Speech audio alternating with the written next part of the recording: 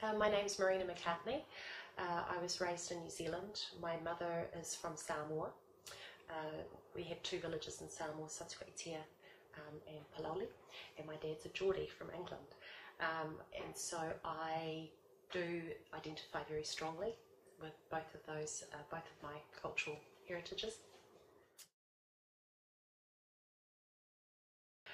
I think storytelling is in my blood. Particularly with the Samoan side. I mean, we come from over 2,000 years of oral storytelling. A tool like film, and I do see it as a tool, I think it's a really, really powerful tool in terms of telling stories about, from the perspective of people whose stories are not really told, particularly on the screen and in the Western world. And one thing I think that film can do is it can change ideas about who people are and what they are. And I think that by doing this, it can basically promote peace, really.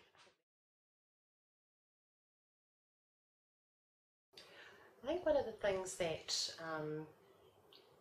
you need to do if you're finding it difficult to tell certain stories is you've just got to write, because at least with writing, and that's, you know, whether it's for a novel, whether it's a screenplay, etc., these are stories that, one, you don't necessarily have to show someone else. You know, they're very private, but through making contacts with other people as well, those stories, whether it's 10 years after you've written them, 20 years after you've written them, it might not even be you that ends up telling them, but they're a record of how you feel at that particular time. And I think that's what's really important about film. It's a commentary on what is happening socially within the world from a particular person's point of view, but that at that period.